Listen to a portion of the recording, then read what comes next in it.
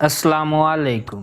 अल्लाह ताला के फजलो करम और शुक्र के साथ आज की वीडियो का करते हैं आगाज़।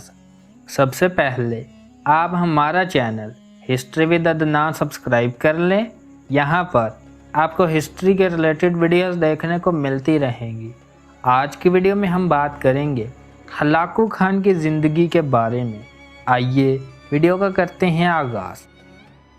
13वीं सदी ईस्वी के आगाज़ में शुमाल मगरबी एशिया की चिरागाहों से मंगोल नस्ल के ज़ालिम इंसानों का एक ऐसा बगोला उठा था जिसने दुनिया की बुनियादों को तबाह बर्बाद करके रख दिया। 13वीं सदी में मंगोल लाखों इंसानों की मौत और तबाही की वजह बने। ये लोग देखते ही देखते शहर के बाद शहर, इलाके के बाद इलाका और मुल्क के बाद मुल्क तबाह करते चले गए। दुनिया इन ज़ालिम इंसानों के सामने झुकती चली गई। इन वहशियों ने कुछ सालों के अंदर खून की होली खेली, खोपड़ियों के मीनार खड़े किए, हंसते बरसते शहरों को राख उड़ाते ये वहशी बीजिंग से मास्को तक फैल गए और इसके बाद ये लोग तारीख़ इंसानी की सबसे बड़ी सल्तनत के मालिक बन गए। इस सल्तनत को मंगोल सल्तनत का नाम दिया जाता है। अपने अरूज के दौर में मंगोल सल्तनत 3 करोड़ मुरब्बा किलोमीटर पर फैली हुई थी। चंगेज़ खान इस सल्तनत का पहला खाकान बना। चंगेज़ खान की कामयाबियां सिर्फ मैदान जंग तक महदूद नहीं थी, इनकी फतोहात हैरत अंगेज़ थी। दुनिया में तकरीबन 1 करोड़ 60 लाख मर्द या दुनिया के मर्दों की कुल तादाद का 0.5% ऐसे हैं जिनके खून का रिश्ता ऊपर जाकर चंगेज़ खान से जा मिलता है। पाकिस्तान में हज़ारा कबीले के लोग भी खुद को मंगोल कहते हैं। इसके अलावा मुग़ल, चुगताई और मिर्ज़ा भी अपने आप को मंगोल नस्ल का बताते हैं। हलाकू खान, जिसके बारे में ये वीडियो और जिसने मुसलमान का कत्ले आम किया था, वो चंगेज़ खान का पोता था। वो भी मंगोल हुक्मरान था। ये हलाकू खान ही था जिसने माजी में मुसलमानों के मरकज़ बगदाद को तहस नहस कर दिया था। हलाकू खान ने खलीफा हारून रशीद और शहरज़ाद के अलिफ लैलवी शहर बगदाद को तबाह बर्बाद कर दिया था। साल था 1258। अब्बासी खिलाफत कायम थी और अब्बासी खिलाफत के आखिरी खलीफा मुस्तासम का दौर था। बगदाद हर लिहाज से एक शानदार शहर था। सब कुछ ठीक चल रहा था। बगदाद की बुनियाद खलीफा मुस्तासम बिल्लाह के बुज़ुर्ग अबू जाफ़र बिन अल मंसूर ने साल 762 में रखी थी, जो चंद ही अशरों में दुनिया के अजीम तरीन शहरों में शुमार किया जाने लगा। दुनिया भर से फ़लसफ़ी, उल्मा, साइंसदान और अदीब यहाँ पहुँचने लगे।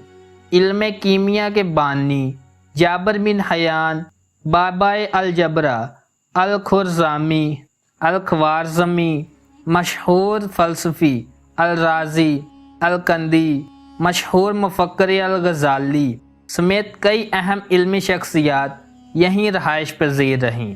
इस दौर के एक शायर ने बगदाद का नक्शा इन लिहाज से खींचा है कि दजला का किनारा हसीनों से पुर था और शहर का चौक रखों से दमकता था।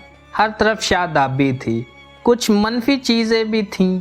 दौलत की फरावानी थी, लेकिन फ़िरका वारियत अरूज पर थी। कव्वे के हलाल या हराम होने पर मुबाहसे हो रहे थे। खलीफा मुस्तासम 37वीं और आखिरी अब्बासी खलीफा थे, जो 1213 में पैदा हुए और 1244 में खलीफा बने। इब्ने अलकमी खलीफा मुस्तासम का वज़ीर ख़ास था। खलीफा के बेटे के साथ रंजिश की वजह से इब्ने अलकमी अंदर से अब्बासी खिलाफत के ख़िलाफ़ था। उसे जब मालूम हुआ कि चीन और रूस के वस्ती इलाके मंगोलिया से मंगोल हुक्मरान हलाकू खान मुल्कों पर मुल्क फ़तह किए जा रहा है, तो इब्ने अलकमी ने हलाकू खान को पैगाम भिजवाया کہ اگر وہ بغداد پر حملہ کرے تو اس کی مدد کی جائے گی اور قبضہ کرنے میں زیادہ وقت نہیں ہوگا۔ چنگیز خان کا پوتا ہلاکو خان اپنے دادا کی طرح ساری زندگی قتل و غارت کرتا چلا آ رہا تھا۔ 1256 میں اس کو اس وقت ایران کا حکمران بنا کر بھیجا گیا تھا۔ پہلے ہلاکو خان نے ایران میں قتل عام کیا، اس کے بعد بھی کئی ممالک پر حملہ آور ہوتا رہا۔ جب اسے ابن القمی کا پیغام ملا تو اسے بغداد میں دلچسپی پیدا ہوئی اور 2 لاکھ کی فوج کے ساتھ نکل پڑا۔ اس کی فوج بارودی مواد سے لیس تھی۔ ادھر بغداد میں ابن القمی نے چالاکی سے خلیفہ کو مشورہ دیا کہ بادشاہ آپ کی اتنی بڑی فوج ایسے ہی بیکار بیٹھی تنخواہیں لے رہی ہے، ان کو دوسرے علاقوں کے سردار کے پاس بھیج کر کسی پیداواری کام پر لگائیں، جس پر زیادہ تر فوج دوسرے علاقوں میں بھیج دی گئی۔ اس طرح ہلاکو خان لشکر سمیت 29 جنوری 1258 کو بغداد پہنچا، دریائے دجلہ کے کنارے پڑاؤ ڈالا اور اپنے خلیفہ کو خط لکھا، لوہے کے سوئی کو گھونسا مت مارو، سورج کی بجھی ہوئی شمع سمجھنے کی غلطی مت کرو، دروازے کھولو، خندقیں بھر دو، حکومت چھوڑ کر ہمارے پاس آ جاؤ۔ اگر ہم نے حملہ کیا تو پاتال میں پناہ ملے گی نہ آسمانوں نے۔ خلیفہ نے ہلاکو کو جواب بھی خط لکھا، تم نے خود کو کائنات کا مالک سمجھنا شروع کر دیا ہے، مشرق سے مغرب تک اہل ایمان میرے ساتھ ہیں، اس لیے بخیریت لوٹ جاؤ۔ دن پر دن گزرتے رہے۔ اس دوران دریائے فرات کے کنارے آبادی کو ہلاکو خان کے سپاہیوں نے نشانہ بنانا شروع کر دیا، جس پر خلیفہ نے فوج مقابلے کے لیے بھیجی جو تاتاریوں کے لشکر کے سامنے نہ ٹک سکی، اور چند دن کے اندر عباسی خلافت کے سارے فوجی مارے گئے۔ بغداد کے شاہی محل کی اونچی دیواروں اور دیو ہیکل دروازے کے پیچھے بیٹھے خلیفہ مستعصم متفکر تھے کہ اب کیا کیا جائے۔ ایسے میں ابن القمی نے مشورہ دیا کہ وہ خود ہلاکو خان کا استقبال کرنے چلے جائیں، اسے مال و دولت سے نوازیں۔ ہلاکو خان بے تحاشا دولت لے کر چلا جائے گا۔ 10 فروری 1258 کو خلیفہ چند فوجی افسران اور درباریوں کے ساتھ نکل کر ہلاکو خان کے خیمے کی طرف بڑھا تو ان کے ساتھ آنے والے تمام لوگوں کو خیمے کے باہر ہی روک لیا گیا اور خلیفہ کے خیمے کے اندر ہی جاتے سب کو قتل کر دیا۔ خلیفہ کو وہیں سے پکڑ کر قید خانے میں ڈال دیا گیا۔ اسے کئی روز تک بھوکا پیاسا رکھا گیا۔ جب وہ بھوک سے نڈھال ہو گیا تو اسے نکال کر ہلاکو کے سامنے پیش کیا گیا۔ کئی روز سے بھوکے عباسی خلیفہ کو ہلاکو نے حکم دیا کہ وہ جو ہیرے جواہرات لایا ہے اسے کھائے۔ ہلاکو نے کہا، کھاؤ یہ ہیرے جواہرات۔ خلیفہ بولا، میں یہ کیسے کھا سکتا ہوں؟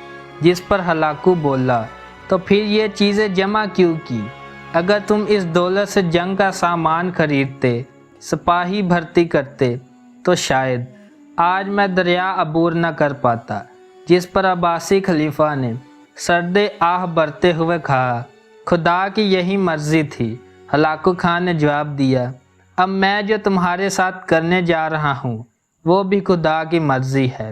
منگولوں کی روایات کے مطابق کسی بادشاہ کا زمین پر خون بہانا بدشگونی سمجھا جاتا ہے، اس لیے ہلاکو نے سپاہیوں کو حکم دیا کہ خلیفہ کو اس طرح سے مارو کہ زمین پر خون نہ گرے۔ خلیفہ کو قالین پر لپیٹ کر پہلے فوجیوں نے لاتھوں گونسوں کا نشانہ بنایا اور پھر اس پر اس وقت تک گھوڑے ڈراتے رہے جب تک موت واقع نہ ہو گئی۔